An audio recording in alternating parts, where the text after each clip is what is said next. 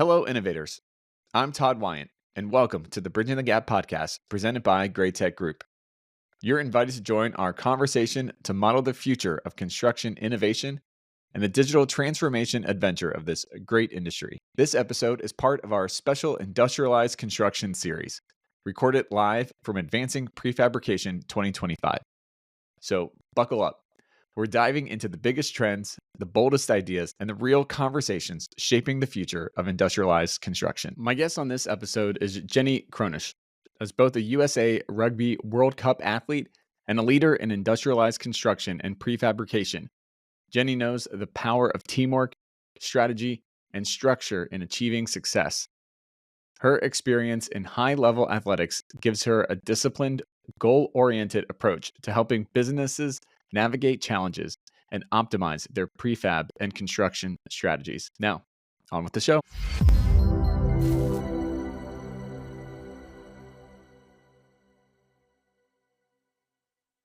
Jenny, thanks so much for taking the time to sit down with us here at Advancing Prefab. Yeah, happy to be here. First time at the conference, and so far it's been great. That's awesome. What brought you into the world of construction to begin with? And then we'll circle back to the conference. Yeah, the world of construction is really exciting to me. I come from an athletic background and kind of bring an outsider perspective. I haven't really grown up in this industry, but I think, getting to talk with a lot of the professionals and decision makers, a lot of the problems that people are facing are really just boiled down to team dynamics. And that is something that I have a lot of experience with. So it's been really cool to be here at the different workshops and talks and just chat with a bunch of people about how to make their team successful. Love that. So I'm biased. I'm also a collegiate athlete. So I want to pick up on that thread. What about being a athlete coming into construction? Why is that an advantage?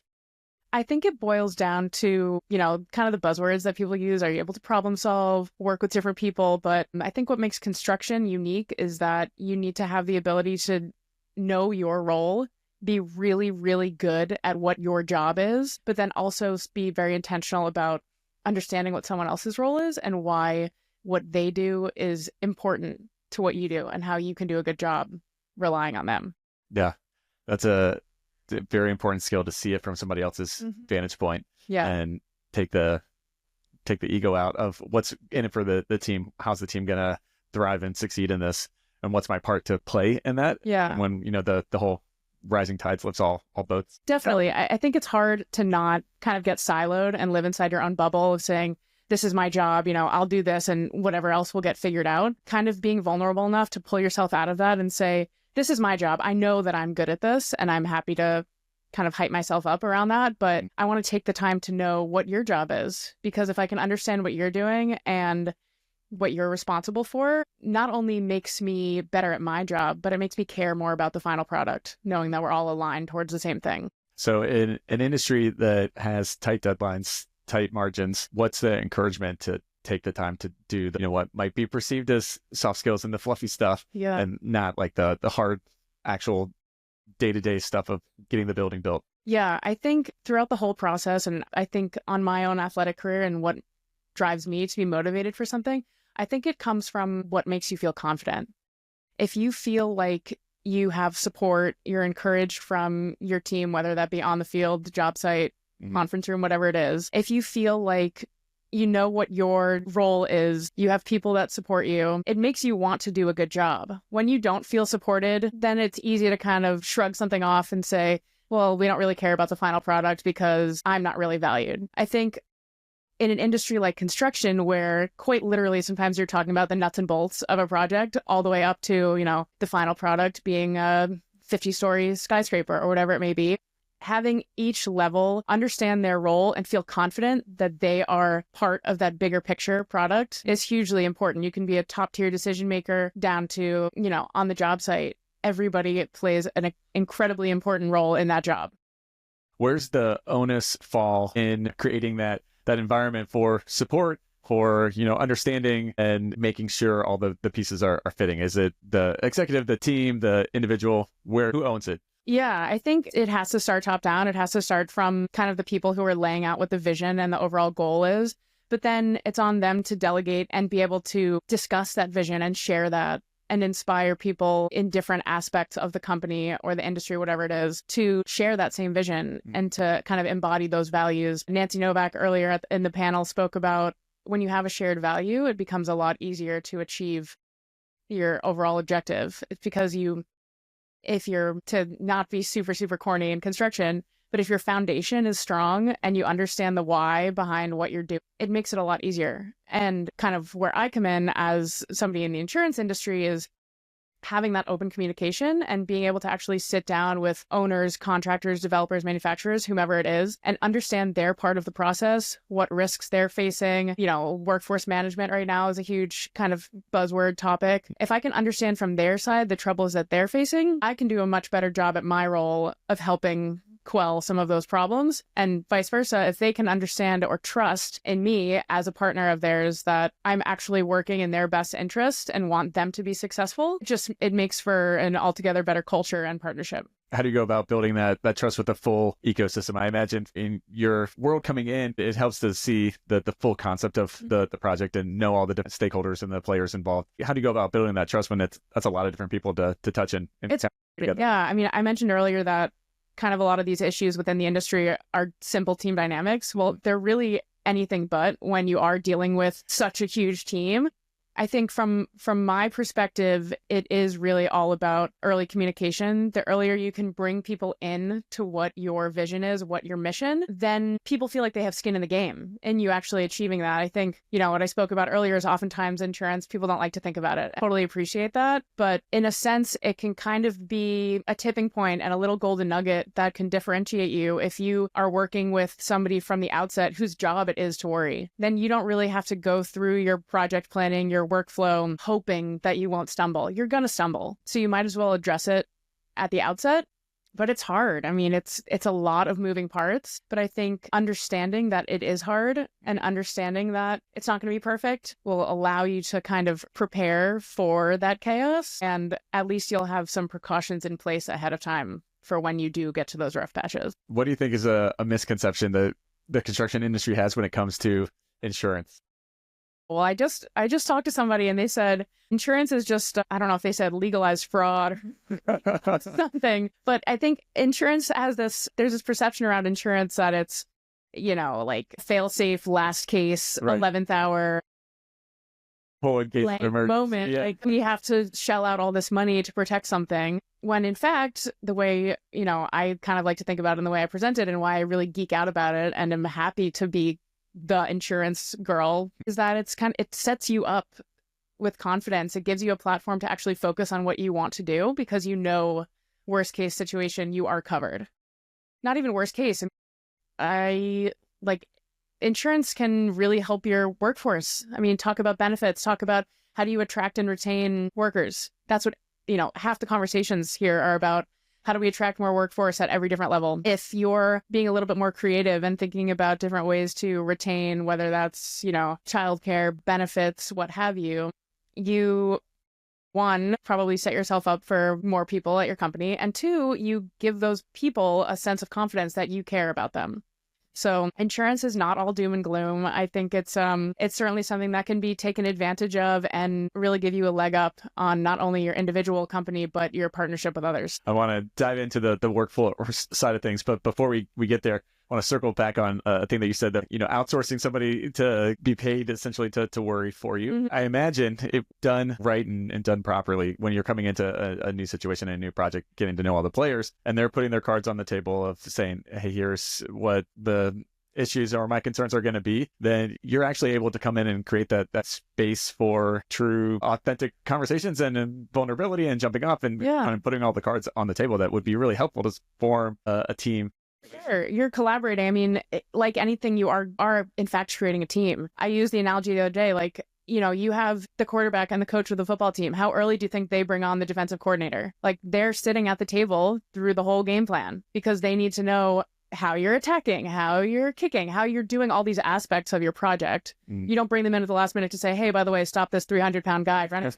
Like that seems kind of silly, but in fact, that's often a lot of times the way insurance is treated, when it should be treated as you are all sitting at the table together. And then maybe in your workflow, you're planning out, should we take option A or option B? Well, If you have somebody there who's a little bit more comfortable talking about risk, to put it kind of lightly, they say, well, if you take option B, maybe you'll run into this, that, the other. Option A might provide you with a different way of managing your risk, that you can't be an expert at everything. You can't take all of these items into consideration. So why wouldn't you want to bolster out a team who can think about all of these other things and set you up for the best success? Makes a ton of sense. Circling back to the workforce side of things now, coming in with fresh eyes into the industry, what do you think is something that people get wrong about the industry, that are outside the industry? So people that don't have a construction framework, what are they missing about construction? Well, I can really only speak for myself. I think something that was eye-opening to me jumping into this industry is just how hard it is to communicate fast-moving changes. I mean, there's so many players. I mentioned before, like owners, contractors, subcontractors. There's just so many people playing in the sandbox, which, by the way, is a very expensive and risky sandbox, that it's very difficult for the management of the plan. Everybody always talks about, I'm running behind. I think being outside of the industry, you see that and you're like, well, it's always late. As an outsider, it's easy to kind of face judgments on either, projects run behind, construction's so expensive. And then when you actually take a peek inside, it makes sense why these projects are actually so hard to put together, just because there are so many moving parts. I mean, you're just combining so many different teams. And so it's been really interesting to kind of look behind the curtain and see just how those channels of communication are anything but straight and narrow. They're just all over the map. But something else that I've been really I think is kind of funny about this industry as an outsider is everybody always worries about innovation, and we're so hesitant to do things differently, yet this industry has been around since the dawn of time. Yeah. So it has innovated, it has changed, and yet kind of the number one fear is adopting new principles, even though we're not building houses with mud and straw. Like we do amazing things. This industry does unbelievable things. So something I would like to try and achieve is to help people find that confidence to say, we've innovated before, we can do it. And we can find creative and new ways to think about building and retaining workforce. We can do these things because we've done it before. Yeah, I love that you bring that up. It's a thing I push back on hard against people that are like, oh, construction, they're not creative, they don't innovate. It's like, actually, construction is, I hate using that, actually. Yeah. Construction is one of the most creative problem solvers are in construction. That's what you have to do every single day when you're out on the job site. Something is going to go wrong. Something's going to mishap, and you have to figure out in real time. They are so good at being able to figure that out quickly. Yeah, it's an industry filled with people who are like ready to totally change on a dime, be extremely flexible. And I think once that, at least for me, once that flip kind of switched, now I walk into any building and I'm like, oh my God, this was made by people. Yeah. That sounds so juvenile and so silly to say, but it's true. Like now, and I'm also doing like my own home renovation, so I have a new appreciation for the trim and the corner bead and all these other things that I didn't know and I didn't appreciate, like before I really kind of sunk my teeth into it, just how there's just so many layers to all of it. Yeah. And it makes sense why sometimes things get delayed or things are really hard or things cost a lot of money, because this industry is just a lot of moving parts with a lot of people. Yeah, for sure. How would you encourage people that aren't thinking about construction to come into construction? Well, I think there's truly a role for anybody. When you think of construction, you think you're gonna, be holding a shovel, wearing a hard hat on a job site. You, of course, can do that, but there's roles for anybody. I mean, I work in insurance and I have fallen in love with construction and want to, play a part in every single piece of it. Mm-hmm. I think if you're anything you want to do, there's a place in construction. You want to work with other people, or you want to, work in tech. There's just so many facets of different business models that touch this industry. And it's been really, really cool to kind of get a sneak peek and be here this week and learn all about it. So that brings us back to the conference and the trade show so far. Is kind of some main takeaways day one here of Advancing Prefab? Some main takeaways, I think oftentimes we get stuck in our own little bubbles and thinking that our problems are unique, which to a certain extent they are. And to another sometimes we need to be courageous enough to pick up our heads and talk with either our partners or even our competitors and share what our issues are, because oftentimes they are in fact the same, or they're rooted in the same thing. And then so many people just not being afraid to look outside of the industry. I think as somebody who works in insurance and we touch a lot of different industries, a lot of the things I'm hearing in a workshop room specific to construction, I'm hearing the same thing from financial institutions, from, I don't know, just any sort of industry does actually grapple with a lot of the same problems. And back to what I said before, like, this industry does truly innovate. You've been doing it forever. Finding the confidence to speak with other industries, be a little bit creative. People here are already doing it. I just don't think they've realized that they're doing it. How should we go about kind of opening the eyes and have that light switch moment then to make people realize you are creative, you are innovative, you are doing this stuff? Yeah, I think it's hard. It's really hard. I wish I had kind of the secret sauce to help everybody. I mean, that sounds so like I am the one who knows everything, but I don't know. Being somebody who's newer to this industry, I think at least the perspective I can give is it's really all about communication. Like anything, you're on a team. It all comes back to being on a team, how you want to build your team, lay out your culture, work with other people, and ultimately compete. And the most successful teams are the ones that know each other in and out, know their strengths, know their weaknesses, and know how to implement other partners, other people in places that they might be lacking a little bit. So just really understanding yourself and knowing how your partners can fit in and kind of all be successful. Wise words. So as we start to land the plane here, a couple of rapid fire questions for you. What is the phrase modeling the future? What does that kind of mean and look like in your head? To me, it means being more open-minded about where you're getting your ideas from, pulling from any industry and not being siloed into what has been done before. I like it. Innovation. What does innovation mean to you? Innovation means just totally thinking outside the box, throwing stuff against the wall, seeing what sticks, and not being afraid to say something that might not be accepted right away. I like it. How do people find out more information and connect with you? Connect with me, Jenny.Kronish at nfp.com. Shoot me an email. Happy to talk all things insurance, sports, teams, culture building, and yeah, that's it. Favorite sport? Nice. Very cool. Why should more rugby players come into construction? Because it's a group of badasses. I don't know if I can say that, but it's a group of people who are really self-starters, determined, love working with other people, not afraid to get their hands dirty, and really be able to see their hard work turn into something beautiful. Love it. Oh, final question for you. If I could give you all construction power, you could snap your fingers and innovate one thing. What would you pick to innovate? I would finish my house renovation. Nice. Very nice. It's a massive undertaking. That's a super selfish answer, but I am ready for that to be done. That works. Okay, so snap. Yeah. Awesome. Thanks so much for taking the time, Jenny. Thanks.